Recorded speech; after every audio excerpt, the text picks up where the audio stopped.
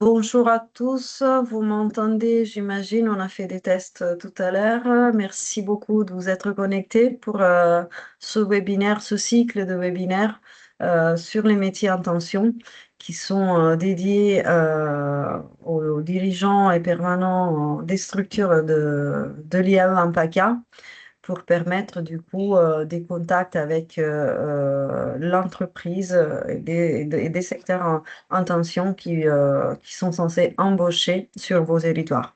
Je me présente, je m'appelle Lucia Coates, je suis déléguée régionale de Coras, c'est une fédération de structures de l'insertion par l'activité économique. Et en interraison ensemble avec Chantier École, la Fédération des entreprises d'insertion, on représente l'interréseau de l'IAE et avec un financement de la DRETS, on organise plusieurs événements, actions à destination de toutes les SIAE de la région PACA. Donc voilà la raison pour laquelle vous êtes là. Cette fois, en partenariat avec France Travail et du coup Lionel Jumeau que je vais présenter tout de suite après, on organise ce cycle de webinaires sur les métiers en tension. Et le webinaire d'aujourd'hui concerne les métiers du commerce. Nous aurons du coup plusieurs experts et témoins qui vont vous parler de ce secteur et des possibilités d'embauche.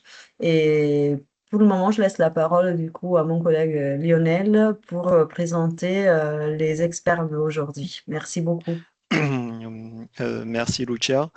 Alors oui, on organise depuis maintenant plusieurs années, depuis 1 an et demi, une série de webinaires pour vraiment faire le lien, pour vous aider en fait à faire le lien avec les entreprises et à découvrir un secteur ou redécouvrir un secteur. Le dernier, c'était l'hôtellerie-restauration, le tourisme.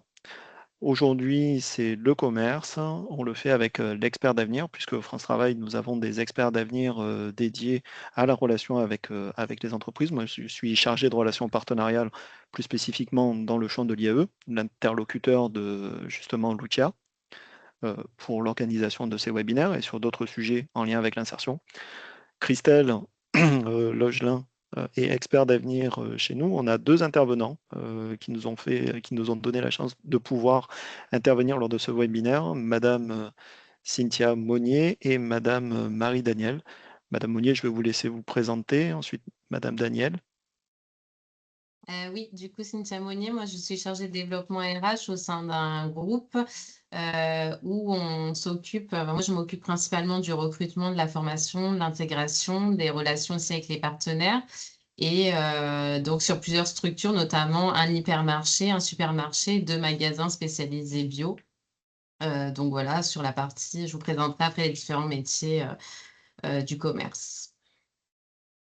Et Donc, Madame bonjour. Daniel. Oui, bonjour, Marie Daniel, donc la déléguée générale de la Fédération Saveur Commerce. Donc, c'est la fédération nationale qui représente le métier de primeur. Donc, c'est le métier dont je vais vous parler aujourd'hui. Alors, normalement, on devrait avoir aussi Monsieur Khaled Kara, mais je ne le vois pas dans les... qui travaille à la DRETS et qui est en charge de l'IAE dans la région. Hop. Et donc, donc hop, j'essaye de voir où il est. Est-ce que tu le vois, Lucia, dans les invités, dans Non, la mais liste des participants? je m'occupe de le relancer. D'accord. Je vais le relancer et je vais l'inviter pour la suite. Donc l'idée, voilà, c'est d'abord Christelle va vous faire un panorama dans notre région du commerce, des attendus, de l'évolution des métiers dans ce secteur, du volume que ça représente aussi de l'approche. Madame Monnier, qui est aussi qui gère une entreprise à mission, va vous expliquer aussi les attendus dans le commerce de la grande distribution et aussi quelles sont les attentes et comment aussi vous pouvez faire le lien au niveau du partenariat local sur le territoire du Var pour faire que vos salariés en insertion puissent avoir un débouché dans des entreprises de la grande distribution. à la fois dans le secteur de l'Hyper-U, mais aussi peut-être un peu plus large, puisque ça peut être un exemple. Les attentes sont plutôt communes entre les différentes structures. Et ensuite, Madame Daniel va nous parler des attentes du commerce de l'alimentation de proximité, qui est un maillage très local, très, très territorial, et dans lesquels vous pouvez trouver des débouchés pour les salariés en insertion proches de chez vous, puisque le commerce, l'alimentation de détail concerne même les petits villages, même les territoires ruraux, et c'est aussi un secteur vers lequel vos salariés pourraient trouver des débouchés assez conséquentes. Je vais donner la parole à Christelle qui va nous faire un panorama, une présentation du commerce dans notre région. Christelle? Ok, oui, avec plaisir. Je voyais juste qu'il y avait une personne dans la salle d'attente. Je voulais savoir si vous souhaitiez faire l'introduction par... Merci Alors, Christelle. Effectivement, je fais rentrer là à l'instant Monsieur Khaled Kara et peut-être avant de démarrer la présentation, il pourra nous dire juste un mot oui, quelques mots. introductif. Est-ce qu'il nous entend, Khaled? Oui, oui, je vous entends. Bonjour. Je crois que j'étais Parfait. pas sur le bon, je crois que j'étais pas sur le bon lien, peut-être, à moins qu'il y ait un souci Oui, je ne te technique. voyais pas dans le Ouais, donc lien. Bah, je vais te mettre en présentateur aussi. Hop. j'étais pas sur le bon lien, merci. Nous avons déjà fait une introduction et la présentation des intervenants, Khaled, donc on te laisse la parole juste pour, euh, pour, euh, pour t'introduire et après donner la suite au webinaire. Ok, super. Bonjour pour ceux qui ne me connaissent pas. Donc, Khaled Kara, chargé de mission emploi, formation et insertion professionnelle, donc à l'adresse PACA. Je remplace Jean-Luc Cohen pour ceux qui le connaissaient. Oui, peut-être quelques mots en introduction. Bon, sur le champ de l'IAE, de l'inclusion, vous savez que la circulaire Fonds d'inclusion dans l'emploi a été publiée très récemment. On est plutôt dans un contexte toujours un peu contraint, même si au final on nous a annoncé une baisse qui est beaucoup moins importante que ce qui a été annoncé initialement dans les discussions qu'on avait avec la DGEFP. Donc voilà, concrètement, ça se formalise par une baisse donc de nos crédits de 1%. Donc c'est très peu, c'est assez marginal. Mais bon, cependant, vous connaissez un peu le contexte inflationniste. Il y a quand même les aides de poste qui vont être revalorisées sur la base des 1,18%, je crois, et ça va être rétroactif au 1er janvier 2026. Donc voilà, ce qui fait que quand même, malgré tout, par rapport à l'année 2025, on va faire quand même en moyenne 55 ETP de moins sur l'IAE en termes de parcours. Donc voilà, ça c'est le premier élément. Et le contexte est toujours aussi compliqué, on n'est pas à l'abri d'une deuxième indexation du SMIC sur l'aide au poste qui viendrait là aussi encore un peu plus réduire notre capacité à octroyer des parcours sur les structures de l'IAE et sur nos publics. Donc, si je reviens un peu sur la circulaire quand même vite rapidement, trois grandes priorités. Donc toujours cette logique de renforcer sur les publics prioritaires. Vous savez, ce dispositif s'adresse surtout aux bénéficiaires des minima sociaux. ARSA, ASS, AH, demandeurs d'emploi de longue durée. Il y a une petite focale qui est mise cette année voilà, sur les seniors, les publics en précarité logement, entre autres. Donc voilà, on réaffirme quel est notre public prioritaire sur ce dispositif et je pense que ça va être quelque chose sur lequel il va falloir retravailler. Sur le deuxième sujet, c'est là qu'il va faire le lien avec AIDES, ça va être abordé lors des dialogues de gestion. Va être réaffirmée aussi la logique des sorties dynamiques, donc les résultats en termes d'emploi, en termes d'insertion dans l'emploi, de montée en compétences avec le levier, vous connaissez très bien la formation. Donc tous ces sujets-là vont être encore un peu plus réaffirmés. Il faut comprendre que quand on est dans un contexte de baisse des financements, du coup, nous, le national nous demande d'être dans une vision beaucoup plus qualitative. Donc voilà, tout ça, c'est des sujets qui vont être abordés en 2026, donc avec les dettes et avec les structures de l'IAE, entre autres. Mais je pense que c'est un peu aussi le cas, je ne sais pas si on a des structures, les EA, etc. Je pense qu'on est un peu dans le même esprit. La logique aussi, renforcer le partenariat avec les entreprises. On en a beaucoup parlé ces dernières années, mais là, franchement, c'est encore réaffirmé un peu plus et on va encore plus loin dans une logique où on demande vraiment d'aller créer en fait du partenariat économique, ou vraiment positionner ou repositionner les structures sur les filières, on dit les filières d'avenir ou les filières un peu, voilà, les filières en tension, où il y a du besoin, quoi.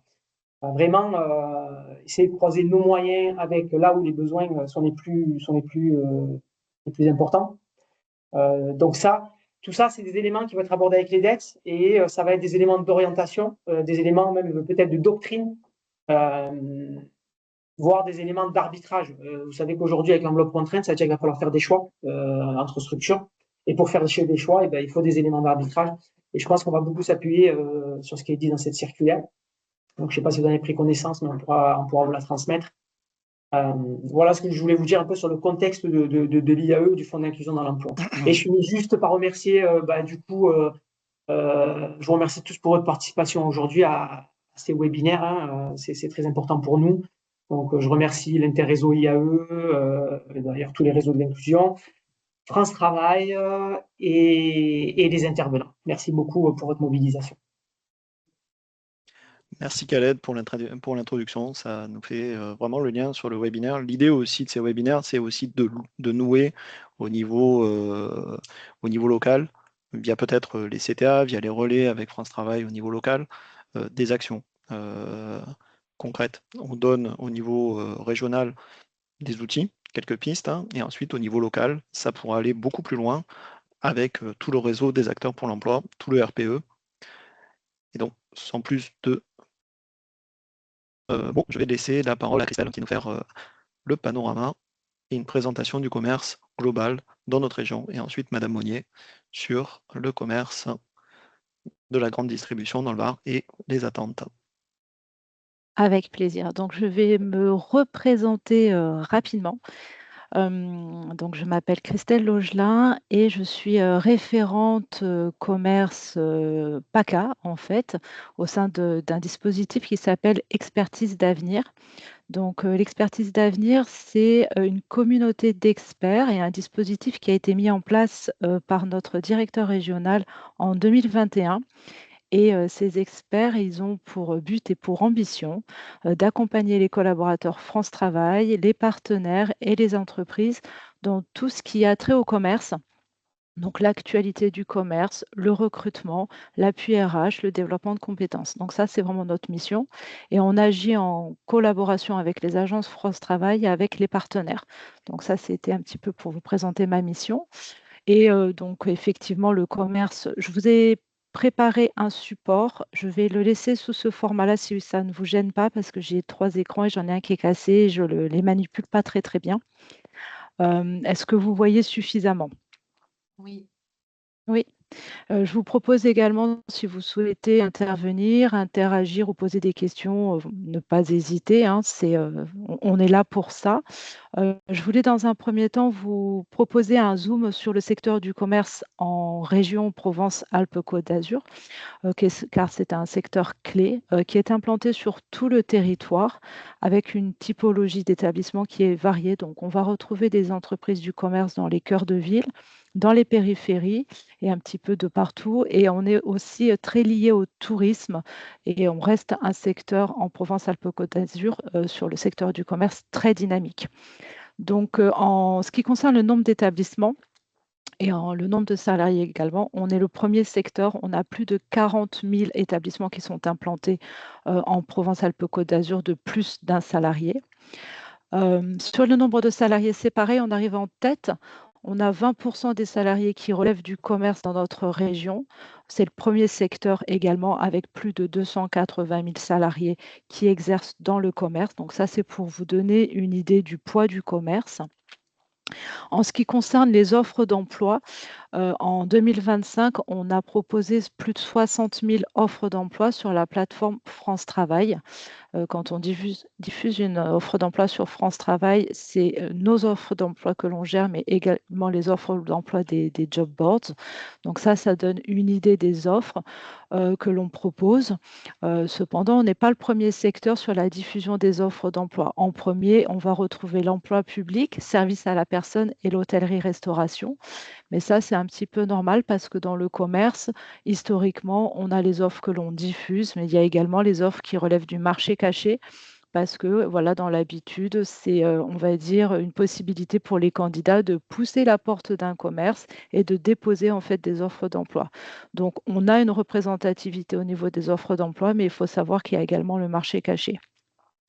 Ce que je peux donner comme information à ce niveau-là également, sur le marché, sur les offres qui sont diffusées, c'est important d'accompagner les bénéficiaires sur la recherche d'offres sur notre site, que le profil de compétences soit bien mis à jour, le CV à jour avec les coordonnées, les contacts, pour qu'on puisse bien recontacter les candidatures. Mais vous pouvez également accompagner les bénéficiaires à bien remplir le profil de compétences parce que les entreprises peuvent également, même lorsqu'il n'y a pas d'offre d'emploi diffusée, aller repérer des profils sur la banque de profils.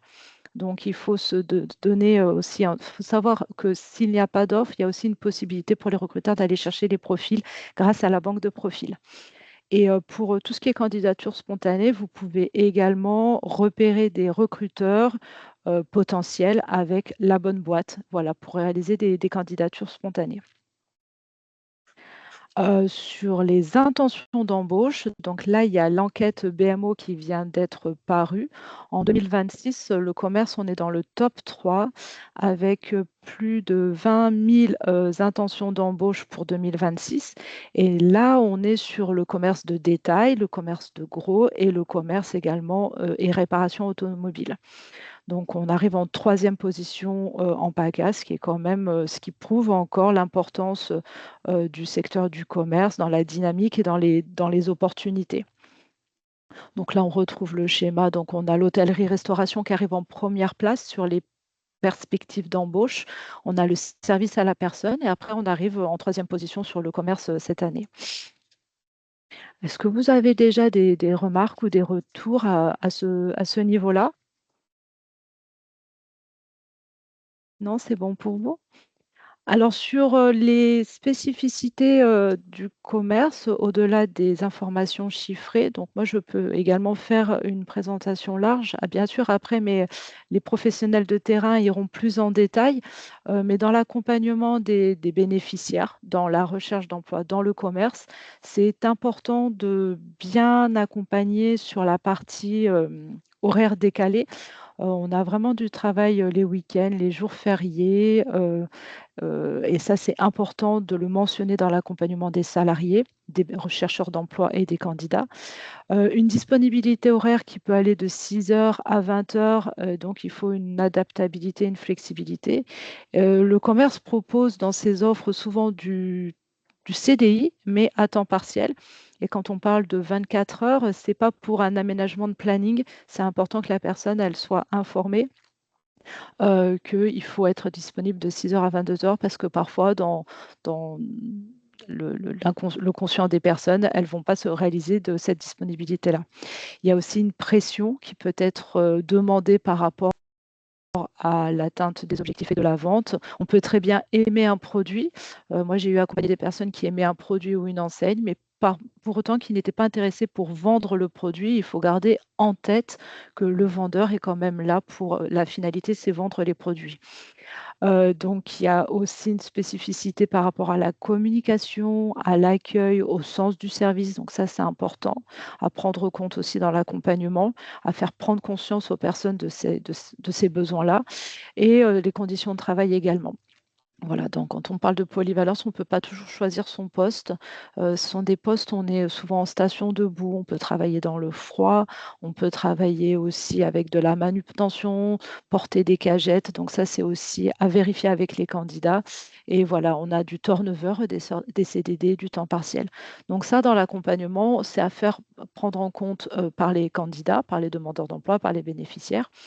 C'est une des manières pour faire réaliser, vous pouvez utiliser l'immersion, qui est un dispositif en allant sur l'immersion facilitée où vous allez pouvoir repérer des établissements qui proposent d'accueillir des candidats. Et là, la personne va pouvoir se rendre compte en fait de la totalité des missions et des attentes du recruteur et réaliser, se dire ben, c'est pour moi ou pour autant pas pour moi.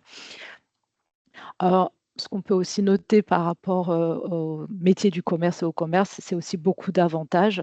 On l'a dit précédemment, c'est un secteur qui recrute dans notre région, qui recrute en fait parfois également sans CV, sans expérience et sans diplôme. Donc ça donne vraiment l'opportunité à tout type de public de pouvoir s'insérer dans ces métiers, à tout âge également. Ce sont des métiers où on travaille en équipe, donc ça c'est aussi, ça peut être valorisant pour les personnes d'intégrer une équipe ou selon les enseignes, il peut y avoir de forts avantages groupe, des avantages en nature, donc ça c'est également à prendre en compte. Et c'est un secteur qui est très diversifié. En fait, on peut vendre des véhicules, on peut vendre des produits de services, on peut vendre de l'alimentaire, on peut être dans la grande distribution. Donc, la diversité en fait des enseignes et des métiers peuvent aussi être un attrait pour les personnes qui sont en recherche d'emploi. Donc ça, j'ai repris, alors c'est un peu plus détaillé, mais dans le commerce au sens large, on va retrouver les attentes en fait de recherche de savoir-faire avec par exemple le merchandising, avec tout ce qui va être la gestion des stocks ou également tout le conseil technique. Donc ça, on est sur du savoir-faire. Il faut garder en tête que si jamais la personne n'a pas ces compétences, on a toute l'offre formative qui est mise à disposition. On peut très bien former en amont d'un recrutement si une personne n'a pas tel ou tel savoir-faire. Ça, c'est vraiment pas un sujet. Et dans ce secteur, les savoir-être sont également très appréciés par les recruteurs. Tout ce qui va être en lien avec la polyvalence, avec l'accueil, avec la proactivité. Ça, c'est quelque chose qui est important pour les recruteurs. Parfois, ils ne vont pas demander d'expérience ou de diplôme, comme on l'a dit. Pour autant, tout ce qui va être l'accueil, le travail en équipe, la gestion être à l'heure le matin, ça va être plus important qu'un savoir-faire. Donc, on va pouvoir proposer des formations pour combler le manque de compétences sans sujet avec la préparation opérationnelle à l'emploi. Ça, vous l'avez peut-être déjà soit utilisé en tant que recruteur, soit accompagné des candidats. On peut également proposer une préparation opérationnelle à l'emploi qui va permettre en fait un stage en entreprise ou du tutorat pour justement découvrir la culture d'entreprise et les conditions de travail. Et ça peut se faire donc soit en interne sur une entreprise, soit avec un organisme de formation si on veut vraiment combler des compétences, on va dire en lien avec des savoir-faire. Alors c'est vrai qu'aujourd'hui, on parle beaucoup de l'évolution, et des tendances du commerce. Ça, c'est une réalité. Donc il y a le commerce évolue, c'est surtout les compétences au sein des métiers, qui évoluent en lien avec le e-commerce, voilà, que l'on utilise tous aujourd'hui, qui a pris son essor, avec le Covid et qui continue vraiment d'augmenter. L'évolution également des modes de consommation avec le commerce digital, c'est-à-dire à un moment donné, quand on va être chez soi sur son smartphone, qu'on va détecter un produit, qu'on va le mettre dans le panier, qu'on va comparer les prix, qu'on va se rendre en magasin pour voir la réalité, qu'on va essayer, qu'on va peut-être finir par acheter soit en ligne, soit dans le magasin. Donc ça, c'est une évolution forte des modes de consommation. Nous sommes des consommateurs maintenant avertis, donc on va être très exigeants par rapport à l'accueil client. L'émergence de l'IA qui va se retrouver tout au long de la chaîne de valeur avec des modules de compétences spécifiques et le commerce responsable qui va également nécessiter des labellisations, des certifications spécifiques. Pour autant, le commerce, enfin l'expérience client, elle reste au cœur du processus, c'est très important et c'est là-dessus où en fait les commerçants, quelle que soit l'enseigne, a une carte à jouer. Donc là, sur cette slide, on voit également les impacts métiers en fonction des évolutions. Donc, par rapport au mode de consommation, on voit aujourd'hui le développement de la polyvalence des vendeurs et de la technicité également des vendeurs, puisque quand on se rend dans un magasin, c'est pour avoir un complément d'information qu'on n'a pas forcément trouvé sur Internet. Donc, c'est important d'avoir des conseillers, des vendeurs qui soient qualifiés. On voit également le développement des plateformes logistiques, puisqu'on consomme sur Internet. Donc, après, il faut acheminer les produits, de la commande jusqu'au kilomètre zéro, des points relais également. Et on a l'évolution de tout ce qui va être le reconditionnement, le réemploi, la seconde main et l'économie de fonctionnalité où les commerçants et les commerces vont proposer un produit, mais également des services, pouvoir boire un café, enfin voilà, d'autres types de services qui va faire à un moment donné qu'on voit la différence entre un service en ligne et un service sur site. Et ça, on voit l'évolution dans tous les types de commerce. Il y a vraiment une évolution des possibilités quand on se déplace chez un commerçant.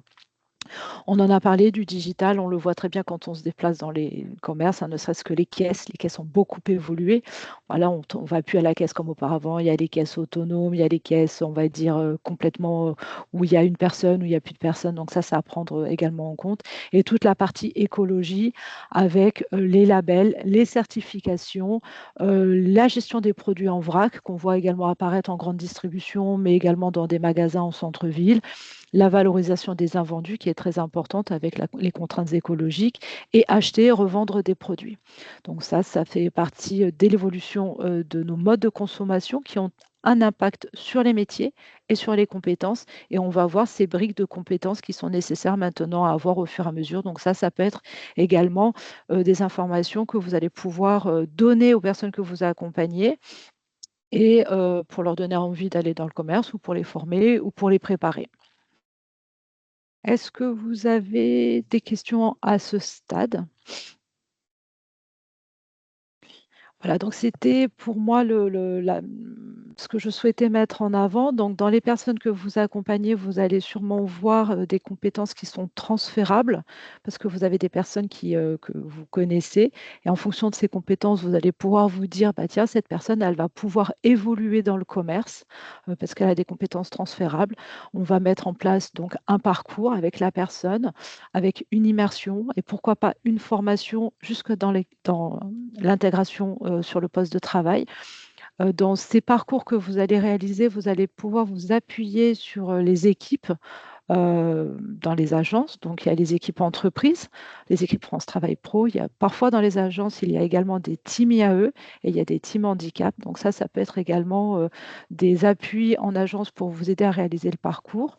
Donc, l'utilisation de l'immersion, l'utilisation de la formation et après le suivi en emploi pour faire en sorte que la personne se sente bien dans son embauche dans le secteur du commerce.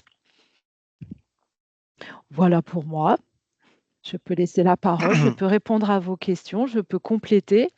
Il y avait la slide qui était ici, c'était les outils mis à disposition, mais j'en ai parlé un petit peu au fur et à mesure de la présentation. Je pense qu'on pourra, si vous le souhaitez, vous remettre la présentation. Il y a les liens qui sont cliquables. Il y a bien sûr la clé d'entrée de France Travail Pro pour visualiser les offres d'emploi, j'en ai parlé.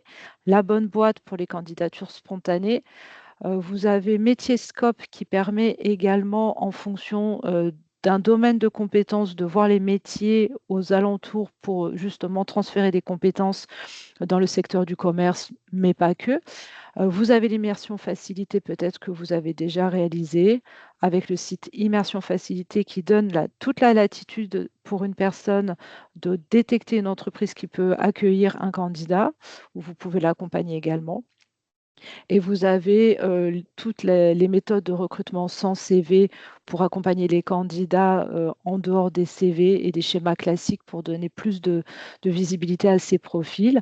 Et en parallèle de la plateforme France Travail, vous pouvez retrouver toute la partie événements en consultant mes événements emploi où vous avez les ateliers, les formations, les job dating, tout ce qui a trait au commerce. Et là, vous pouvez soit accompagner le bénéficiaire à s'inscrire, soit détecter pour les personnes tout ce qui se passe en lien avec le commerce pour proposer ces événements. Tout à fait. Et toute cette offre de service est aussi mobilisable pour les salariés en insertion, s'ils sont inscrits, s'ils maintiennent leur inscription à France Travail. Voilà, il faut vraiment considérer les salariés en insertion comme des demandeurs d'emploi aussi. Et on a toute cette offre de service que nous a présenté Christelle, qui est mobilisable pour vos salariés. Il n'y a Merci pas de beaucoup. différence, hein, effectivement. C'est vrai, Non. la notion de salarié, tout ce qui est présenté, France Travail Pro, France Travail, et on peut bénéficier des services à distance, qu'on soit salarié ou chercheur d'emploi. Voilà, si moi je souhaite, on va dire, évoluer sur un autre établissement, je peux postuler aux offres, participer à un événement également. Il faut remplir nom, prénom, téléphone et email, mais ça, c'est un peu pour sécuriser, mais ça prend 20 secondes pour pouvoir, on va dire, postuler à un événement, et ça, que l'on soit salarié ou chercheur d'emploi. Métier-Scope, c'est en libre service également. Et l'immersion professionnelle, vous pouvez également proposer une personne sur une immersion professionnelle, que la personne elle soit salariée ou chercheur d'emploi, inscrit ou pas. Bon, la manipulation est un petit peu différente, mais l'immersion professionnelle est ouverte à tout public. Oui. Et la POI est d'ailleurs un élément qu'on pousse pour les salariés en insertion pour favoriser le lien avec justement les entreprises classiques. Les salariés que vous accompagnez peuvent tout à fait bénéficier d'une POI pour faire le lien avec une entreprise. Et je vais donner la parole à Madame. Alors déjà, merci beaucoup Christelle hein, Avec pour ce plaisir. panorama détaillé. Ça nous a permis de mieux comprendre les attentes du commerce. Je ne suis pas un spécialiste du commerce. C'est vraiment Christelle qui est l'expert d'avenir sur ce sujet. Merci beaucoup Christelle pour ce panorama.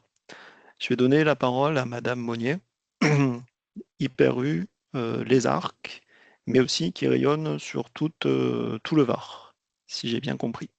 Oui, c'est ça. Donc, moi, comme je disais tout à l'heure, je suis chargée de développement RH au sein d'une entreprise qui s'appelle PACA Participation, où on a donc plusieurs structures. Donc, on a l'Hyper U des Arcs, on a un Super U aussi à Saint-Vacary, on a un Sobio aux Arcs qui a ouvert l'année dernière, un Sobio à Brignoles également. Donc, ça, c'est deux structures Sobio. On a un restaurant aussi dans la galerie de l'Hyper U des Arcs et un U Express à Vincennes. Bon, là, on n'est plus dans le Var, mais ça fait partie aussi des structures auxquelles j'accompagne sur le recrutement, notamment.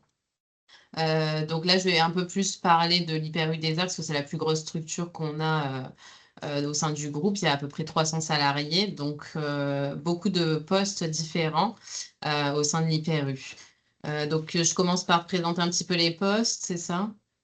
Oui, vous pouvez présenter déjà l'organisation du Super U, Oui, quelles sont les missions, quels sont les postes que vous attendez, et aussi, si j'ai bien compris, vous êtes une entreprise à mission. oui, Voilà, dans un deuxième temps, c'est voir comment vous avez s'articule, déjà, oui. oui, comment ça s'articule avec les salariés en insertion. Voilà. Donc, Oui. Hyper U, c'est une grosse boîte, un très gros site sur les arcs. Voilà, quels sont les postes hein, et quelles sont les attentes hein, qui reviennent le plus souvent dans les recrutements que vous faites pour, ce, pour votre établissement. Oui, donc Hyper U des Arts, comme je disais tout à l'heure, il y a 300 collaborateurs. On a plusieurs postes disponibles au sein du magasin, des postes qu'on ne retrouve pas forcément aussi dans d'autres structures parce qu'on a diversifié pas mal de missions au sein du magasin. Donc, on a la partie, on va dire, des métiers frais, donc tout ce qui est rayon traditionnel. Donc, on a le rayon fromage à la coupe, le rayon charcuterie traiteur, poissonnerie. Donc dans ces rayons-là, c'est des postes plus de vendeurs traditionnels. Donc là, comme disait tout à l'heure Christelle, il y a une amplitude horaire assez importante parce que les personnes qui travaillent dans ces rayons peuvent aussi bien faire la mise en place avant l'ouverture du rayon que travailler le soir de fermeture. Donc voilà, il y a une amplitude quand même qui est très importante. Et au niveau des compétences qu'on attend, donc nous, c'est plus au niveau du savoir-être, une personne voilà, qui est dynamique, motivée, qui a un très bon relationnel client parce que effectivement on est au contact du client toute la journée. Donc ça c'est très important. Et après, par exemple, nous on a des personnes en poissonnerie qui n'ont jamais travaillé dans ce domaine. Qu'on a formé en interne. On sait qu'il y a une difficulté de recrutement sur ce domaine-là. Donc, on a mis en place des formations internes pour connaître les différents poissons, couper, cailler, vider les poissons. Voilà. C'est quelque chose qui se fait facilement en interne.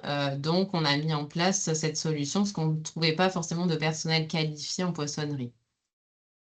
Et pour la charcuterie également, c'est la même chose. On forme en interne aussi sur ce métier-là. Après, c'est des métiers qui sont... Parce que des fois, les candidats, quand ils se présentent, ils pensent que c'est vraiment un métier de vente ou juste je sers le client. Mais c'est quand même des métiers qui sont physiques parce que on est debout toute la journée, on piétine un petit peu dans le rayon, on met en place le rayon, donc il y a des charges un petit peu lourdes, par exemple les bacs de glace ou les jambons, ça peut peser quand même un certain poids toute la journée. C'est pas forcément des charges très lourdes, mais c'est la manutention répétée sur la journée. Par exemple, les personnes qui travaillent à la charcuterie, quand elles vont faire des plateaux de charcuterie, elles vont faire 10 tranches d'un jambon, 10 tranches d'un autre, donc il y a beaucoup de manipulation. La trancheuse, c'est quand même aussi physique. Et après, voilà, il faut avoir un bon relationnel client. Ça, c'est très important. Nous, voilà, c'est vraiment un critère primordial parce que c'est ce qui fait aussi la différence par rapport à notre magasin. C'est vraiment l'accueil, l'accompagnement client, l'expérience client, c'est très important au sein de notre entreprise. D'ailleurs, on fait régulièrement des formations en interne pour que les collaborateurs soient formés sur le relationnel client et ça, c'est très important. Donc, il n'y a pas forcément besoin d'avoir des compétences, même des personnes qui n'ont jamais fait de vente, mais qui sont à l'aise avec les clients, ça peut très bien fonctionner. Donc ça, on est plus sur la partie des métiers, on va dire, traditionnels. Après, on a aussi les métiers de mise en rayon, tout ce qui est rayon sec, rayon frais, rayon fruits et légumes aussi, c'est de la mise en place des produits. Donc là, par contre, c'est des horaires qui sont chez nous, en tout cas, très tôt le matin. Ça peut commencer à 4 heures ou 5 heures du matin. Donc voilà, il faut que les personnes soient bien à l'aise avec le fait de se lever très tôt. Par contre, ils finissent tôt, ils finissent à 10 heures. Donc voilà, après, il y a la journée qui est disponible pour les personnes qui travaillent tôt le matin. Et voilà, la mise en rayon, c'est pas que mettre en rayon. Il y a aussi une partie de gestion, une partie, voilà, il faut faire très attention au niveau des ruptures. Bon, ça, c'est dans un second temps, hein. Quand on arrive au démarrage, on apprend les bases. On accepte aussi les personnes qui n'ont jamais travaillé en rayon. Ça, c'est pas un souci. Voilà, il faut par contre avoir conscience qu'il faut être très dynamique parce qu'on a beaucoup de marchandises le matin qui arrivent. Et il y a un temps imparti aussi pour faire de la mise en rayon avant l'ouverture du magasin. Donc ça, voilà, C'est c'est vraiment le dynamisme, le relationnel client, c'est ce qui ressort à chaque recrutement. sur les caisses aussi, vous avez des besoins en recrutement? Oui, en caisse aussi.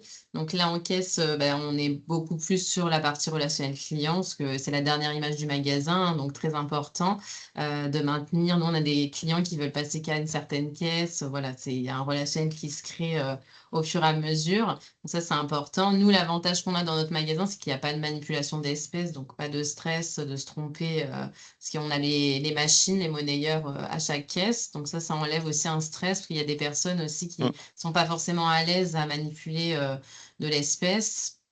Et on a aussi des formations en interne pour voir comment fonctionne la caisse.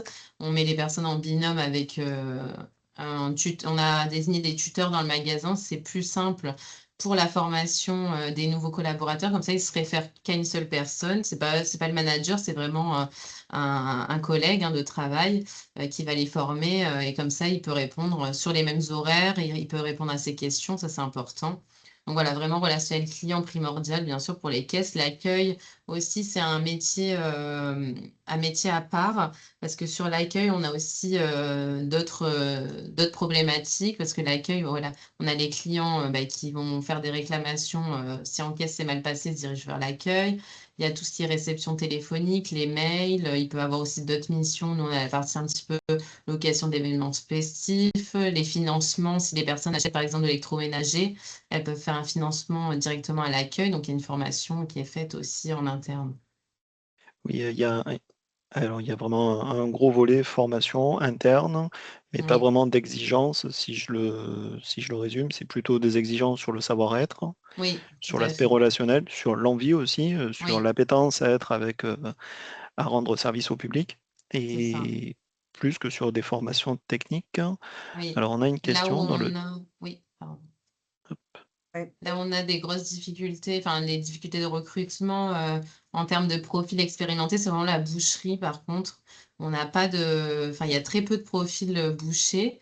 Donc ça, c'est vrai que c'est un peu compliqué parce que même nous, on travaille en partenariat avec le CFA des Arcs, c'est le CFA qui est à côté du magasin, qui propose le CAP boucherie. Eux n'ont pas Hmm. forcément des classes remplies aussi.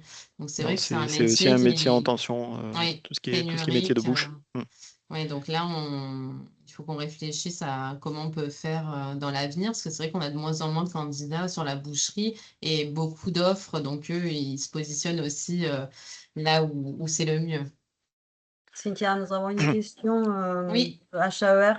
Suite à la montée en compétences et qualifications acquises, quelle est la rémunération et l'évolution? Y a-t-il un projet ou juste un trop gros turnover dans ce domaine où les demandes sont intenses? D'où les demandes intenses, pardon. Ah, dans le domaine, suite à la montée compétences, qualifications acquises, quelle est la rémunération et l'évolution? Alors, la rémunération de base, c'est le SMIC, donc c'est niveau 2, donc ils sont au taux horaire du SMIC. Et après, il peut y avoir des évolutions sur le niveau 3 ou le niveau 4. Donc, niveau 4, c'est adjoint manager, niveau 3, c'est gestionnaire. Donc là, la rémunération augmente, bien sûr, avec un taux horaire. Et il y a aussi du turnover. Nous, dans notre secteur, enfin, dans notre magasin, on peut avoir du turnover sur de la mise en rayon parce que c'est, bah, comme je disais, c'est un métier qui est physique, il y a des horaires qui sont tôt le matin. Donc, il y a des personnes pour qui ça ne convient pas forcément sur du long terme. Mais après, on a aussi beaucoup d'ancienneté au sein du magasin. Enfin, voilà, ça dépend vraiment des postes. Et au niveau de l'évolution, ça c'est important de le souligner parce qu'en fait, quand on rentre en grande distribution, on n'a pas forcément de diplôme, mais on peut évoluer rapidement. Nous, on a beaucoup d'évolutions en interne au sein du magasin. Là, par exemple, j'ai l'organigramme à côté de moi. Le chef, enfin, le manager des managers des rayons frais, il a commencé en vendeur poissonnerie au tout début. Tous nos managers, à part certains qui sont arrivés en externe, mais ont évolué en interne. Une personne qui était en caisse, qui passe maintenant manager charcuterie. La manager caisse, elle était caissière à l'ancien magasin de Monsieur Benamou, parce qu'il était là depuis 90. L'Hyper U, enfin, l'enseigne, en tout cas, a ouvert en 90. On a des personnes qui sont là depuis l'ouverture. Et quand évolue, après, pas tout le monde veut forcément évoluer, mais si vous avez des profils qui veulent évoluer, voilà, il faut pas qu'ils hésitent en disant je vais rester qu'à un seul niveau. Non, on peut évoluer rapidement. Nous, on a fait une session là il y a quelques temps pour passer niveau 4, donc adjoint manager. Donc on leur fait passer un CQP en interne et ça permet de valider un niveau, un échelon supplémentaire. Oui, c'est toute la formation interne que vous mettez en place. Si je comprends bien aussi, dans votre organisation, il y a de la polyvalence, mais pas Oui. autant qu'on pourrait le croire. Il y a quand même quand vous êtes dans le rayon alimentaire, sur la charcuterie ou la poissonnerie, vous avez ce poste en tant que salarié, mais vous n'allez pas Oui. faire aujourd'hui poissonnerie, demain mise en rayon et après-demain la caisse, Non, si je nous, à comprends bien. l'Hyper U, c'est vraiment très sectorisé par rayon. Par contre, dans les magasins bio, par exemple, le SoBio, Brignoles ou Ozar, qui sont 7 collaborateurs dans le magasin, donc effectivement, là, il y a une polyvalence sur tous les postes. Ça dépend vraiment, plus le magasin est petit, plus il va y avoir une polyvalence qui est logique, hein, parce qu'on a peu de personnes. Donc, il faut savoir un petit peu s'adapter sur tous les postes. Ça peut être intéressant, voilà, pour des personnes qui cherchent de la polyvalence, de les diriger vers des plus petites structures aussi. Parce que quand on est dans un hyper, voilà, si on est en pièce, on est en pièce, on va pas aller en rayon, ou alors on va aider peut-être ponctuellement, ça peut arriver. Même moi, des fois, je vais aider au drive, hein, mais c'est vraiment ponctuel. On est vraiment sur chacun son secteur. Et du coup, pour rentrer en contact, si des conseillers en insertion professionnelle ont des salariés qui sont intéressés pour découvrir la grande et plus particulièrement votre entreprise, Mm. comment cette mise en relation peut se faire Est-ce qu'on vous envoie les CV? Est-ce que vous avez déposé des offres à France Travail? Est-ce que vous êtes ouverte aussi à l'insertion, aux périodes de découverte des métiers, Immersion, oui. Oui, d'immersion? nous, on accueille des stagiaires écoles, des stagiaires d'immersion aussi, on en a accueilli plusieurs. Moi, du coup, vu que je m'occupe du recrutement un peu de toutes les structures, là, il n'y a pas si longtemps, il y a une personne qui est venue, qui a travaillé dans une thalasso pendant des années et qui voulait se reconvertir, mais elle ne savait pas trop où aller, donc elle s'est présentée à l'Hyper U, moi je l'ai reçue. Et en échangeant, c'est vrai que je lui ai dit ce serait bien que vous fassiez un stage du coup à notre SoBio, parce que c'est plus petit, ça permet de voir justement tous les métiers. Parce que Mm. dans l'hyper, c'est un peu plus compliqué de faire tous les secteurs. Et du coup, là, elle va faire normalement peut-être un CQP ou enfin, en tout cas une alternance pour travailler dans le métier de la boucherie. Donc des Oui, ça fois, permet de découvrir voilà. plusieurs métiers. C'est de ça, savoir ça lequel permet nous correspond le de... mieux. Voilà. Et puis nous, après, ce qu'on fait avec les France Travail, Cap Emploi, où on travaille avec beaucoup de structures, moi, ce que je préfère faire, c'est essayer de prendre un temps avec eux, sélectionner des candidats et faire une visite du magasin. Ça permet d'être en direct dans le magasin et on passe par tous les postes. Donc, on passe de l'accueil jusqu'à la poissonnerie. Et moi, je présente, je dis là, pour le rayon, il faut commencer à 4 heures. Pour la caisse, c'est entre 8h30 et 20h30. Enfin voilà, j'explique un petit peu chaque contrainte, chaque poste, et puis ça permet des fois d'émerger des envies au niveau des postes. Parce que par exemple, je présente aussi, je dis nous, bon, après ça reste spécifique à l'Hyper-U, c'est pas tous les magasins, mais nous on a une cuisine centrale qui fait les plats traiteurs. Donc c'est-à-dire qu'on a des personnes en cuisine qui font les recettes, qui font de l'emballage, donc c'est d'autres métiers qu'on connaît pas forcément et qui peuvent des fois, les candidats se disent ah bah tiens, ça pourrait peut-être m'intéresser ce métier. Voilà, c'est solliciter un petit peu l'envie des personnes, que ce soit école ou demandeurs d'emploi, ou des personnes qui, voilà, et qui sont en reconversion et qui savent pas trop vers où se diriger. Des fois, ça intéresse pas forcément, mais ça permet d'avoir un visuel et d'être sur le terrain. Et quand on passe dans les différents secteurs, moi, j'aime bien solliciter des collaborateurs qui viennent, eux, présenter le poste. C'est plus parlant que si moi, j'explique, les missions. En fait, dernière question, après on donnera la parole à Madame Daniel. Et si vous avez des questions aussi, n'hésitez pas à intervenir, c'est l'idée de ces webinaires. Vous êtes aussi une entreprise à mission. Oui. Est-ce que juste vous pouvez nous expliquer ce qu'est une entreprise à mission et comment vous faites le lien avec des profils différents Oui, alors société à mission, donc c'est une entreprise, elle doit faire du commerce, mais il y a des règles à respecter, ça on le sait. La société à mission, c'est je fais du commerce, je respecte, je prends des engagements environnementaux, territoriaux, et je m'engage avec des chiffres, et j'ai une entreprise extérieure qui vient contrôler ce que je dis. Monsieur Benamou, il dit par exemple, je m'engage à créer des nouveaux concepts fabriqués sur place, mais il peut très bien dire ça et en fait, c'est pas vrai. Là, on a vraiment une entreprise extérieure qui vient contrôler chacun de nos engagements et les chiffres qu'on explique avec des preuves, bien sûr, de nos actions. Donc, nous, on a une raison d'être. Une raison d'être, c'est une phrase qui définit comment on veut faire notre commerce et qui est inscrit dans les statuts de l'entreprise. Si jamais c'est pas clair, vous me dites, hein, n'hésitez pas. Donc, notre raison d'être, c'est incarner un commerce singulier et engagé au sein du mieux vivre ensemble sur notre territoire. Donc, il y a la notion de territoire. Donc, ça, c'est important pour nous. Il faut savoir que la raison d'être, les valeurs et les objectifs, ils ont été travaillés par des employés du groupe. C'est-à-dire, on a pris plusieurs employés de différentes structures, on a fait des groupes de travail et ressorti les valeurs de l'entreprise et les axes sur lesquels on veut travailler. Donc, nous, on a 4 objectifs. On a donc promouvoir une alimentation locale respectueuse de l'environnement et préparée sur place, promouvoir les métiers de la distribution, coopérer avec les acteurs locaux et transformer le commerce en espace de vie qui renforce le lien de proximité pour les clients. Donc, comment ça se décline? Par exemple, promouvoir une alimentation locale. Donc, on a notre cuisine centrale qui fait des plats préparés sur place. On travaille avec beaucoup de fournisseurs locaux. Ça, c'est important. Dans le magasin, on a beaucoup de fournisseurs locaux, notamment sur la partie fruits et légumes, la partie aussi de la cave à vin. Donc ça, c'est important pour nous de travailler donc, avec les fournisseurs locaux. Hein, c'est une priorité. Ça a toujours été le cas, même avant d'être société à mission. Ça, c'est vraiment un petit peu l'ADN du groupe auquel j'appartiens. On a aussi promouvoir les métiers de la distribution et de la restauration, comme je fais là actuellement. Ce que je vous expliquais aussi tout à l'heure, les visites avec les différents acteurs locaux, que ce soit des demandeurs d'emploi, des élèves. On a même des fois des classes d'élèves de 3e qui viennent en magasin pour découvrir un petit peu les métiers. Ça permet qu'ils puissent peut-être se dire, je vais peut-être me diriger vers le commerce. Voilà, ça peut être ça. Après, il y a aussi tout ce qui est évolution interne dans l'entreprise avec les formations. Les évolutions, on a beaucoup d'exemples, voilà, comme je vous disais tout à l'heure, d'évolutions internes.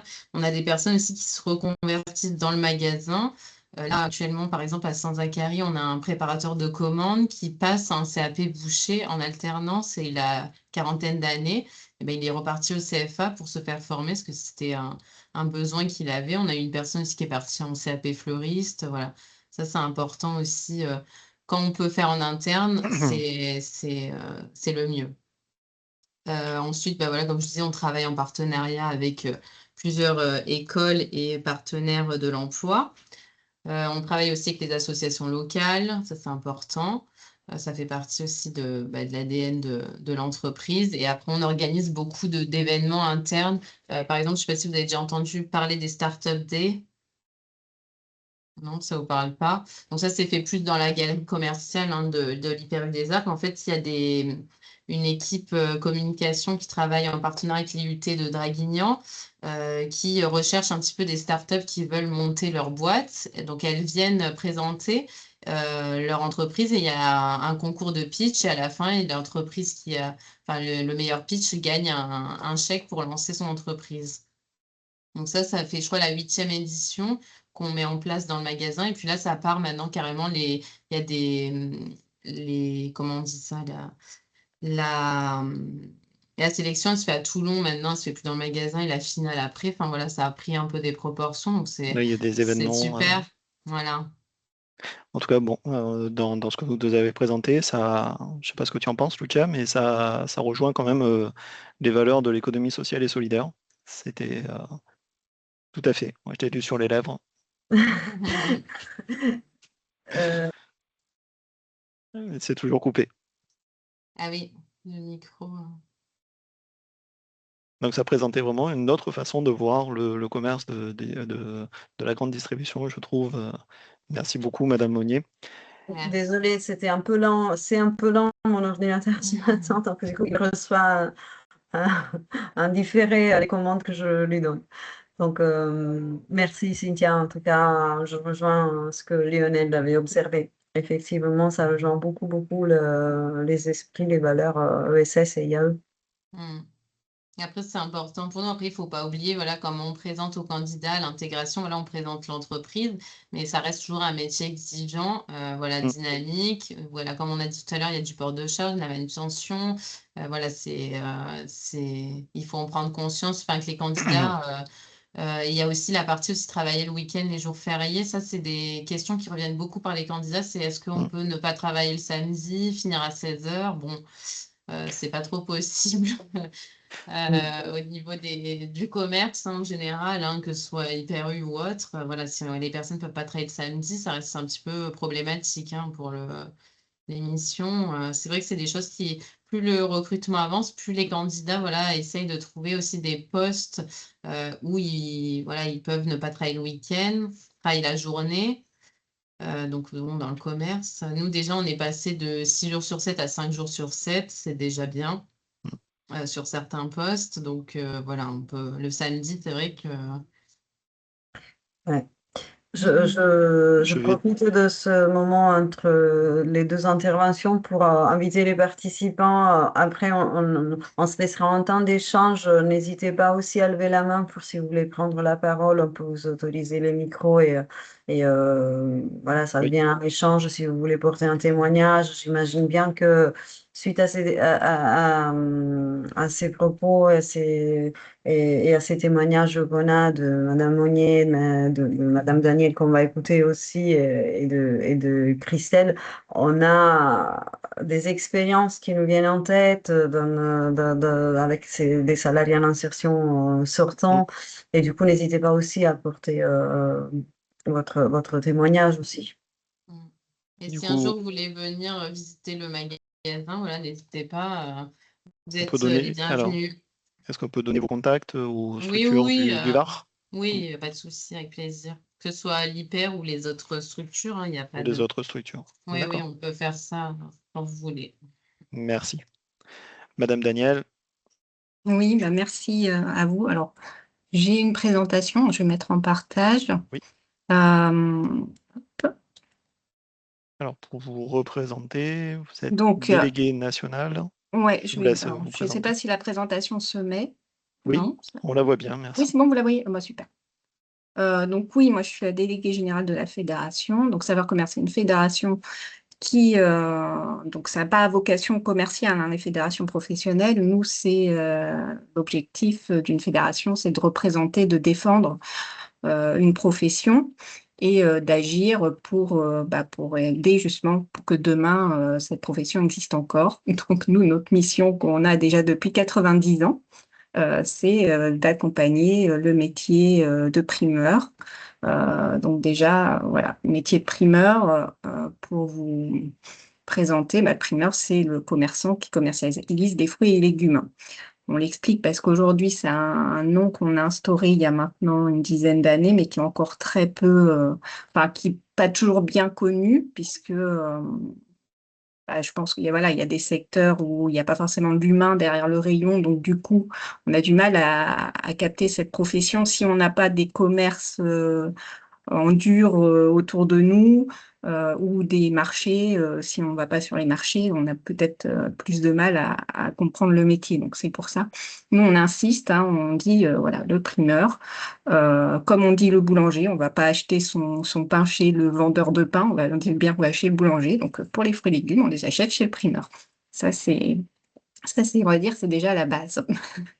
Et donc, alors les magasins qu'on représente, ça va des surfaces entre le primeur qui va avoir un petit étal sur le marché, des magasins de 40 mètres carrés jusqu'à des magasins de plus de 400 mètres carrés.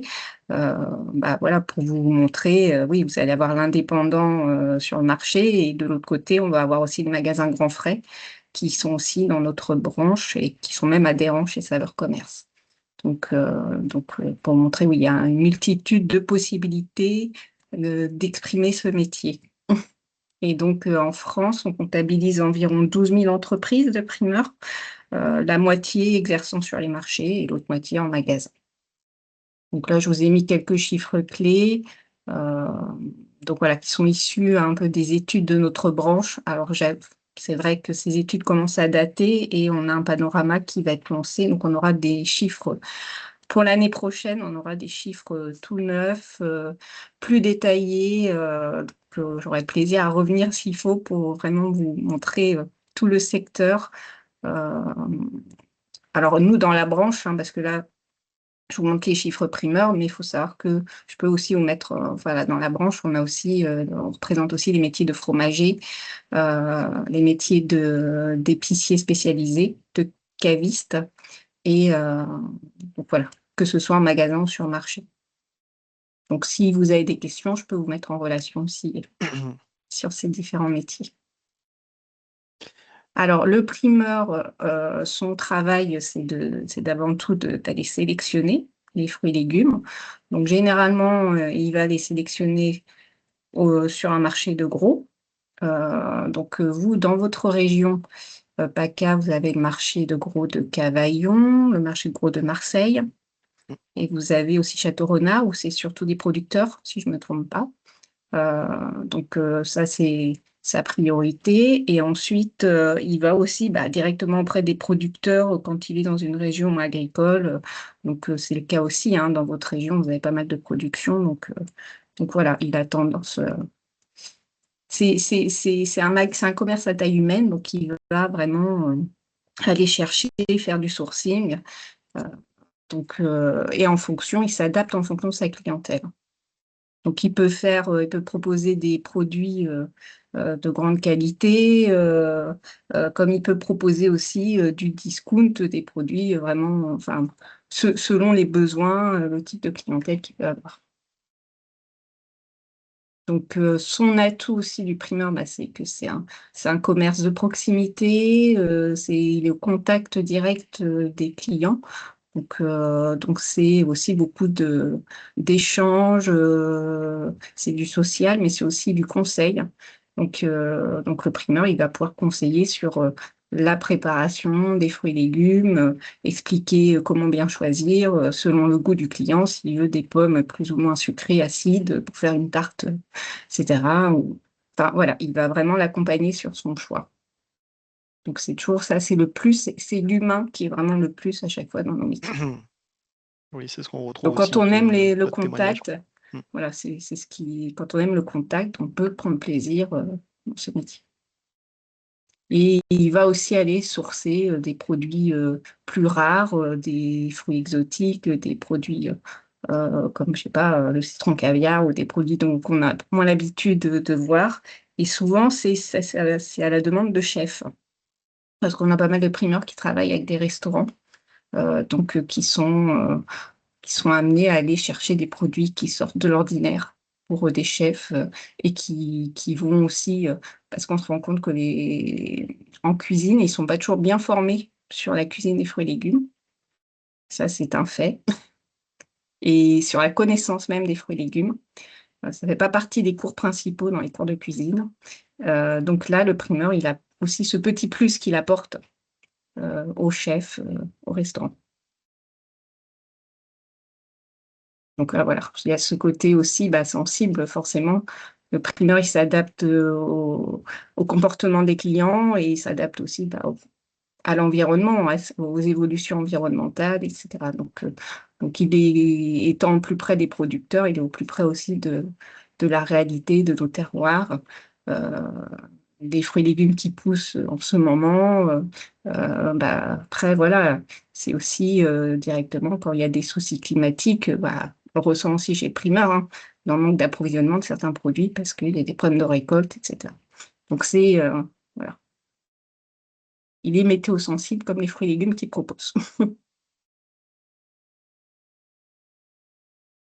Donc après, l'évolution du métier, elle est aussi dans tout ce qui concerne la préparation culinaire. C'est qu'on a de plus en plus de primeurs qui font de la fraîche découpe. Donc, ils vont avoir installé un petit laboratoire dans leur commerce et qui vont proposer aux clients les produits, soit les fruits et légumes bruts déjà découpés, prêts à cuisiner, ou bien déjà mis en salade ou même tout simplement la base, hein, ce qui se retrouve le plus couramment, aussi bien sur les marchés que les magasins, c'est l'ananas. Ça, c'est l'exemple le plus flagrant. Les primeurs n'ont jamais vendu autant d'ananas depuis qu'ils le vendent déjà épluché dans les barquettes. Il est coupé, oui. Pareil pour la noix de coco. S'ils la vendent brute comme ça, ils n'en vendent pas. S'ils la coupent, s'ils la mettent déjà en tranches, d'un coup, ça fait exploser les ventes. Donc, c'est vraiment cette notion servicielle qui s'est développée. Et parce que aujourd'hui, c'est la culture de la flemme, hein, chez le consommateur, donc on s'adapte. On sait que si on veut que demain, ils continuent de manger des fruits et légumes, parce que c'est aussi un enjeu sociétal, c'est aussi un enjeu pour la santé, il faut lever ces freins. Donc, tout ce qui concerne l'épluchage, la préparation, le primeur a tout à gagner d'aller aussi sur ce terrain. Alors certes, ça demande du coup souvent un salarié à temps plein sur cette partie. Quand vraiment il se lance dans la fraîche découpe. Mais voilà, ça donne un autre aspect du métier qui est intéressant aussi. De mixer un peu le côté culinaire et tout en restant sur du produit frais. Et frais fait sur place. C'est une compétence supplémentaire, en fait. Ça enrichit le Voilà, mais c'est une compétence pour travail. laquelle on les forme. Hein. Et vous verrez, j'en reparlerai après, mais ils sont formés même dès la préparation du CAP. Donc sur cette partie fraîche découpe. Et en parallèle, on a aussi pas mal, le primeur de base fait des corbeilles. Ça, c'est sa signature depuis de très longues années, les corbeilles de fruits. Maintenant, on va dire c'est un peu la corbeille classique, c'est un peu has-been, hein, puisque le primeur il s'est développé sur des corbeilles, mais de produits déjà découpés, prêts à consommer. Et il le fait de façon artistique. Et il va vous faire aussi des planches apéritives. Ça marche bien. Des planches parfois mixtes, parce qu'un primeur peut aussi avoir un rayon fromage, un rayon charcuterie. Donc, il va vous proposer des planches mixtes pour l'apéro. Donc, ça permet d'amener encore une fois le fruit et légumes dans des occasions de consommation. Oui, ça Donc tout rejoint ça, vraiment ce que disait Christelle au début, c'est que le métier change, que ce oui, soit dans le métier de la grande distribution ou même dans le secteur du primeur. C'est d'autres services, c'est plus serviciel encore que ça y était avant. c'est ça. On sort du simple vente du produit brut, on essaye vraiment d'explorer de nouvelles offres. Alors, qui peuvent marcher dans un secteur et qui ne marcheront pas dans un autre, hein, ça dépend de la clientèle. Mais ce qui est amusant, c'est que les premiers qui se sont lancés dans la fraîche découpe, enfin, je vois dans nos adhérents, hein, c'était il y a presque 20 ans maintenant, quand il y a eu les premières tendances. Là où on a vu que là où ça marchait, nous, on s'attendait à ce que ce soit vraiment dans les milieux urbains, là où il y a dans les zones où il y a des salariés et tout. Et non, là où ça marchait plus, c'était en campagne. C'était justement les personnes âgées qui, elles, étaient ravies parce que forcément, acheter un chou-fleur entier, d'avoir du portionnable, d'avoir des produits déjà épluchés parce qu'elles ont de l'arthrite. Enfin, c'est déjà au départ, on a vu que la clientèle potentielle n'était pas forcément celle qu'on avait définie. Et c'est vrai que maintenant, on voit même la présidente de Saveurs Commerce qui, elle, est dans une petite ville dans le Lot. Elle a un gros rayon fraîche découpe, alors que c'est quand même une petite commune. Mais carrément, elle doit élaborer des recettes et il y a les clients qui lui demandent le matin, je veux tant de tartes de quiche au poireau, tant de... Voilà, c'est devenu un vrai service. Et donc, c'est vraiment là-dessus, je pense que les primeurs vont tendre de plus en plus à aller sur ça. Et en parallèle, on en a quelques-uns aussi qui font de plus en plus, parce que là, je vois avec l'arrivée des beaux jours, qui font de plus en plus traiteurs pour les mariages, pour les baptêmes, etc. Donc ça, c'est aussi...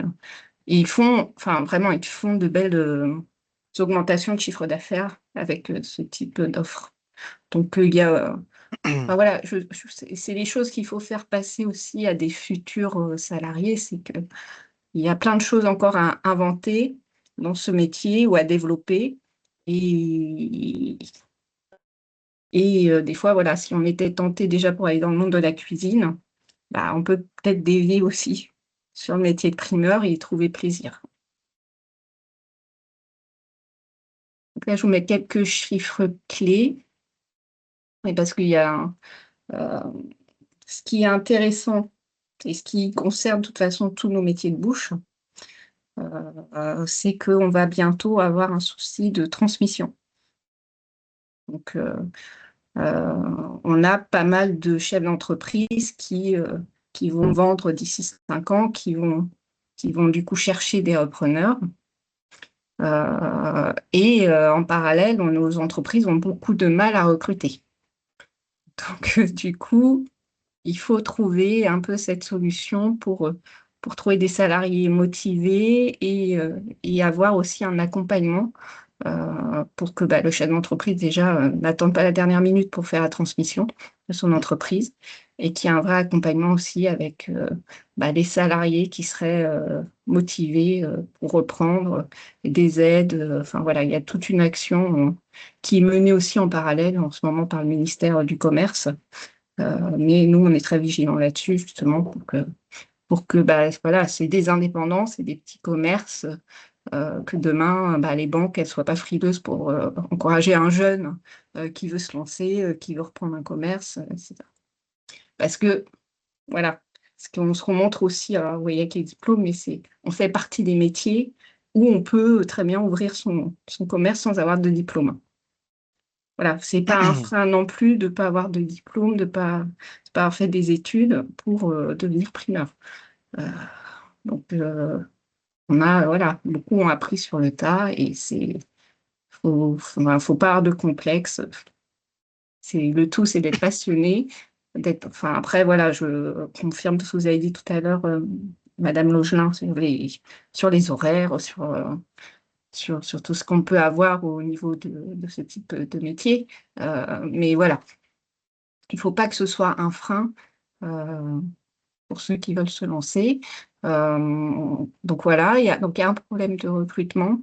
Après, là, on avait eu quelques chiffres, ça c'était Bpifrance qui avait établi.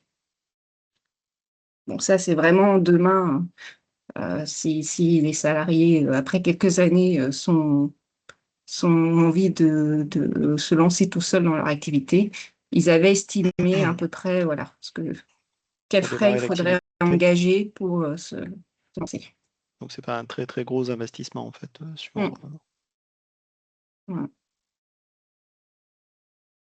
Donc ça, ensuite, donc du coup, côté formation. Donc la fédération, parmi ses grandes actions menées depuis 20 ans, donc il y a toute l'action pour justement pour développer une formation reconnue pour le métier. Et donc depuis 2018, nous avons un CAP primeur. Donc ça, c'était une victoire. Seulement, on se rend compte quelques années après que ce CAP, on a vraiment du mal à le faire fonctionner. Alors, il est tout jeune, forcément, comparé aux autres CAP, mais on arrive dans une période où, de toute façon, quels que soient les CAP, ça devient compliqué de trouver les jeunes, de les motiver. Donc, on avait une trentaine de CFA, on n'en a plus qu'une vingtaine dans toute la France.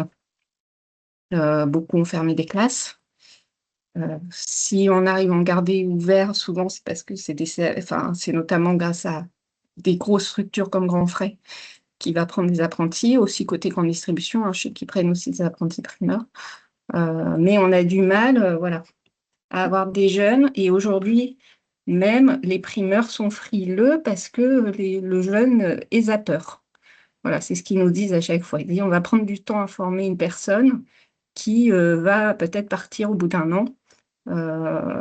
Donc, ils ont besoin aussi d'avoir, comment dire, d'être rassurés sur les jeunes apprentis qui viendront chez eux ou les jeunes salariés qui vont embaucher parce que ça, voilà, si le primeur forme, c'est pas pour, enfin voilà, c'est qu'il a envie d'avoir derrière des salariés qui restent avec lui et qui vivent, voilà, qui se sentent investis dans l'entreprise.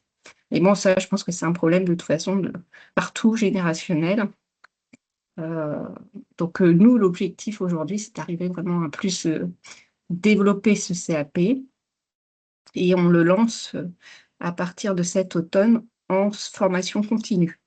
C'est-à-dire que les salariés déjà du coup, en entreprise, s'ils n'ont pas de diplôme et qu'ils ont envie d'avoir quand même une reconnaissance, un CAP, ils pourront passer en formation continue via notre organisme de formation. C'est déjà en test chez Grand Frais là, depuis 1 an. Donc, c'est des formations qui sont à la fois en distanciel et 1 fois par mois, ils se retrouvent en présentiel pour faire du pratique, notamment de la fraîche découpe, par exemple. D'accord. Et C'est pour les salariés qui sont déjà c'est chez ça. des primeurs pour valoriser leur. Alors oui, nous on le lance pour ceux qui sont dans d'autres branches. Donc effectivement, Dans chez des d'autres branches. spécialistes Ouais.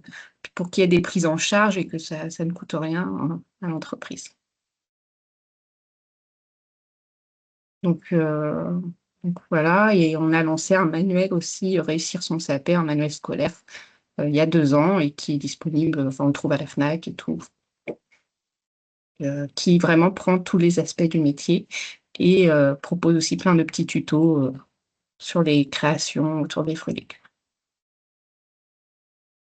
Donc, autre grande victoire de la fédération, et qui sont aussi des actions qui permettent de faire monter en compétences les primeurs. Du coup, comme on a eu le CAP, on a accès au concours Meilleur Apprenti de France. Donc, depuis 2020, on a tous les ans des jeunes qui candidatent, des jeunes de moins de 23 ans, qui candidatent au concours Meilleur Apprenti de France. Donc ça, c'est un très beau tremplin quand ils sont médaillés, c'est un très beau tremplin pour trouver des emplois futurs.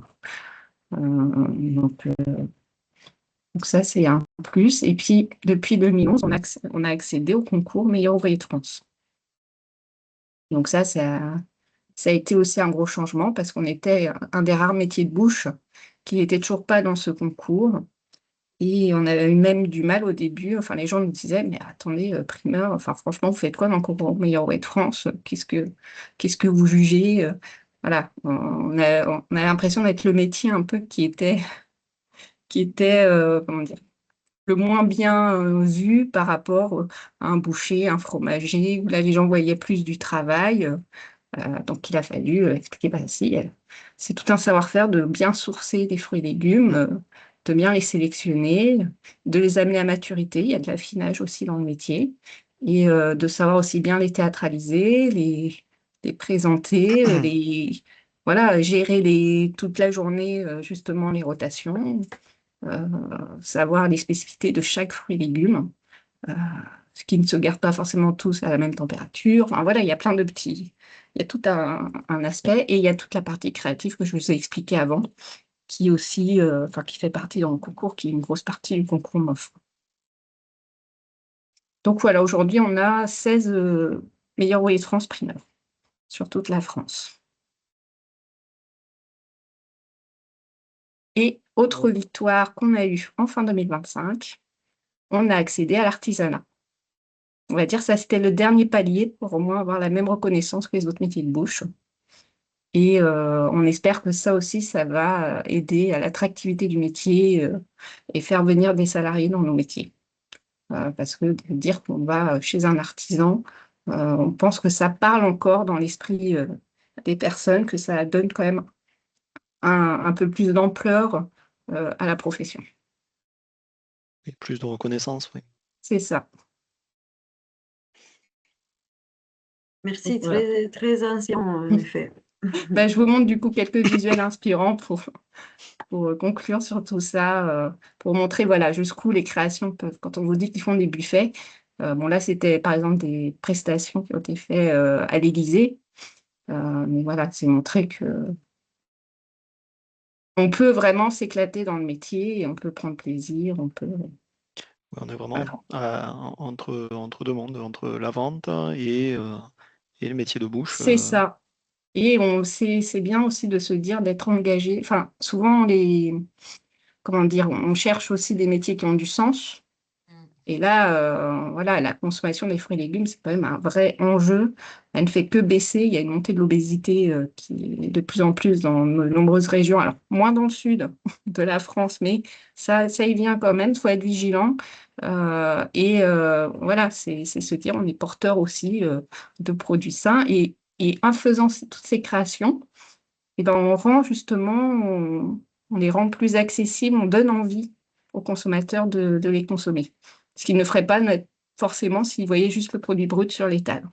Donc, c'est des choses qui peuvent peut-être donner envie à des futurs salariés.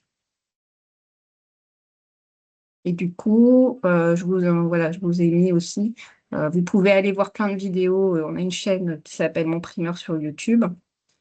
Et on a aussi des comptes sur les réseaux sociaux avec voilà, ce que vous pouvez aller voir pour vous être plus en immersion dans le métier et voir différentes sortes, que ce soit des témoignages sur le marché, en magasin. On diffusera, Lucia transmettra votre support Voilà. via une newsletter Oui. à ceux qui ont assisté au webinaire, mais aussi à toutes les structures de la région. Et alors, on parlait salaire aussi. Nous, on est dans notre branche. Le salaire minimum, c'est le minimum conventionnel. Donc, là, en ce moment, on est à 12,12 € de l'heure. Donc, on essaye, à chaque fois qu'il y a une augmentation du SMIC, c'est renégocié en branche et on essaye, enfin, voilà, le premier niveau est toujours au-dessus du niveau conventionnel. Et le premier niveau, normalement, ils doivent l'avoir que pendant 6 mois. Et normalement, ils passent après au niveau 2, donc qui est à 12,26 € en ce moment.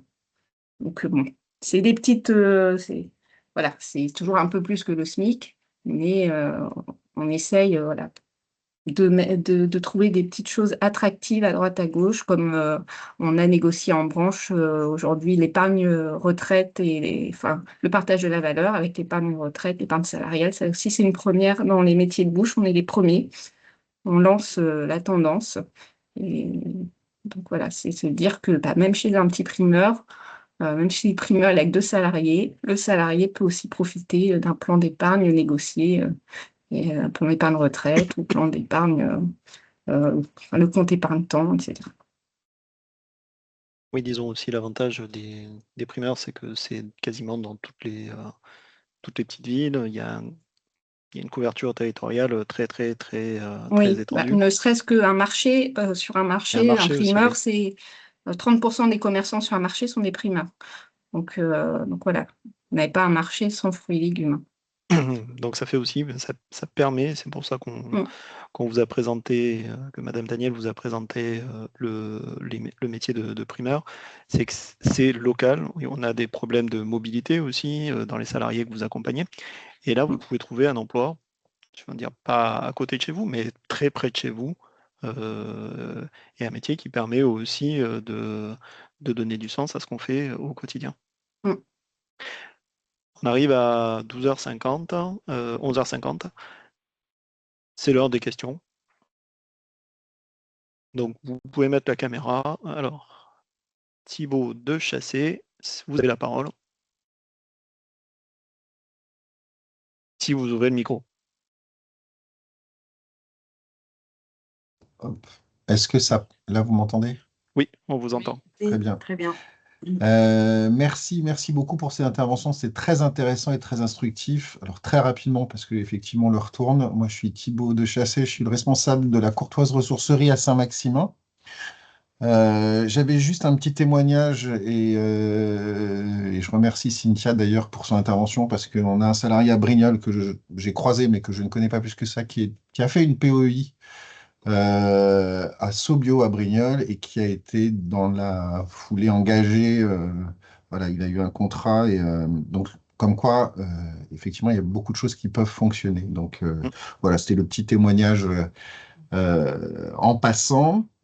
Moi, ce que j'aimerais, Cynthia, c'est que j'arrive à me mettre réellement en relation avec l'Hyper-U à Saint-Maximin, parce que je pense qu'on a des choses à faire, et en l'occurrence les rencontrer, peut-être engager un dialogue, une visite avec nos salariés.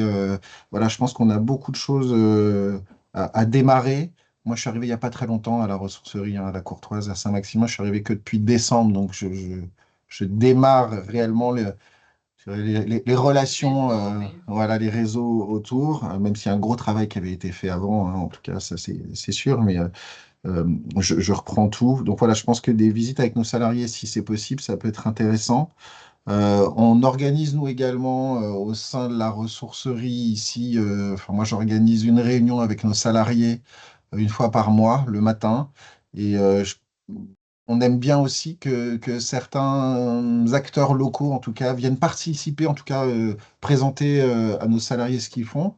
On a un vivier, hein, et évidemment, dans nos structures, on a un vivier de salariés qui sont eux aussi en demande, qui ont besoin de découvrir, qui ont probablement d'ailleurs beaucoup d'a priori sur beaucoup de métiers.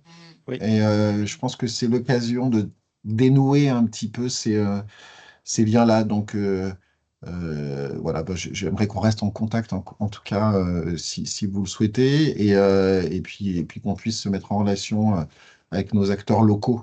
Voilà. Alors, Oui, avez-vous oui, des bah, moi, je contacts dans pourrais le... vous... Oui, Oui, je je pourrais vais, vous je mettre en vais. relation. Désolée, je ne sais pas s'il y avait une réponse ou un micro ouvert. Je voulais juste répondre que la retransmission, bon, tout le monde sera mis en contact et l'envoi des présentations ainsi que du webinaire enregistré sera diffusé. Alors, des contacts dans le 06, des contacts sur les Super-U, sur les Hyper-U, sur les primeurs. Est-ce que Madame Daniel, est-ce que vous avez des contacts à donner locaux pour aller plus loin? Alors, j'en ai plus du côté d'Avignon, Marseille. Le 06, ouais, on a besoin d'avoir des adhérents là-bas. On a plus Dans de le mal. 84, Mais oui, bah, dans 84, oui, j'ai quelques contacts. Bah, notamment, on a une de nos représentantes qui a un magasin dans Avignon et qui est aussi au comité régional de l'interprofession des fruits et légumes de la région PACA. Donc, elle peut faire le lien en plus avec plein d'autres acteurs de la filière voilà, qui pourraient être aussi intéressés hein, tout à fait. pour proposer des offres, etc. Ce que je pourrais faire également sur la présentation, c'est insérer la cartographie des experts dans les départements et qui pourrait également vous mettre en lien avec les entreprises dans chaque département, donc les super U, les grands frais, les hyper U, et voilà. Ça peut être aussi une Ça serait solution utile, pour ouais. mailler. Et puis on a aussi dans le cadre des comités techniques d'animation, qui s'appellent plus vraiment comme ça, mais on va continuer à les appeler comme ça, la possibilité de prolonger ce qu'on fait dans le cadre des webinaires. Alors, il y avait une main qui s'est levée, qui s'est baissée. C'était monsieur ou madame Burbeau.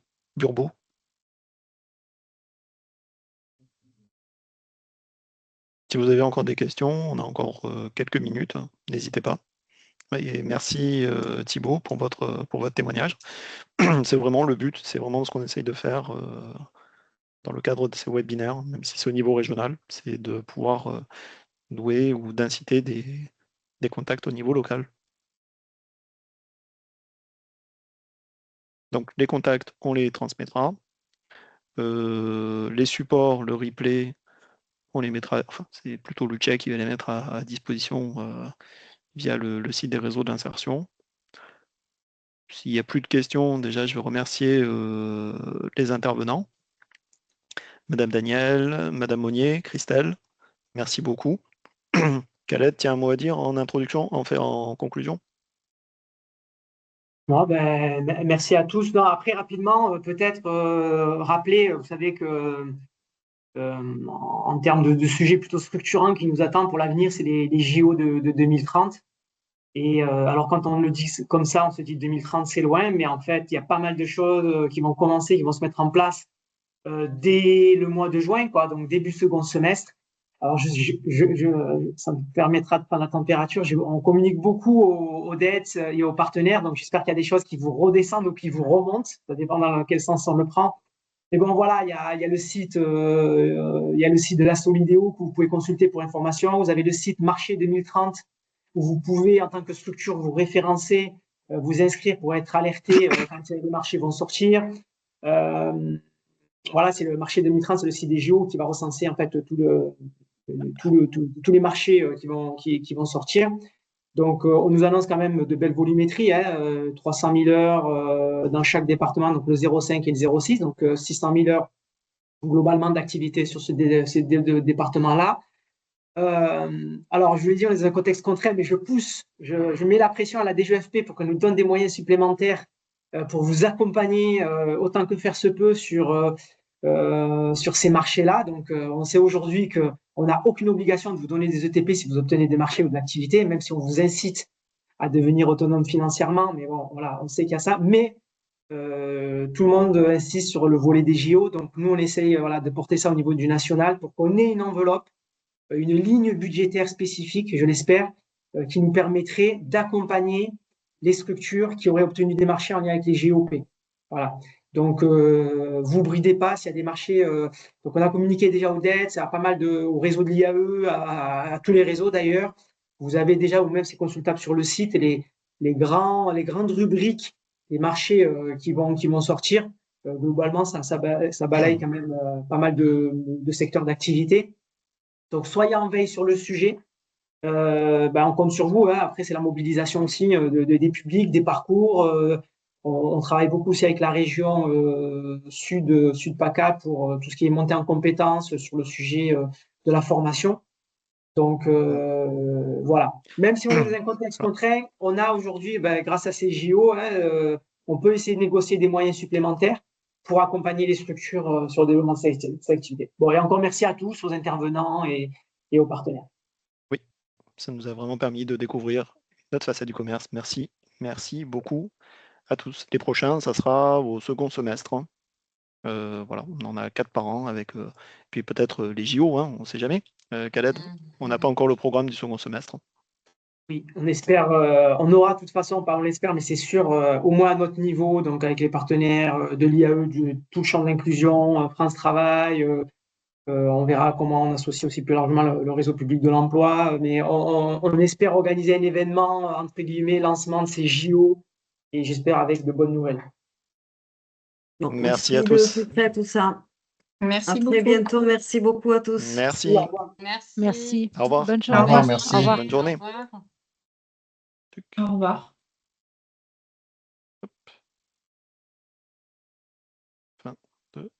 Maintenant.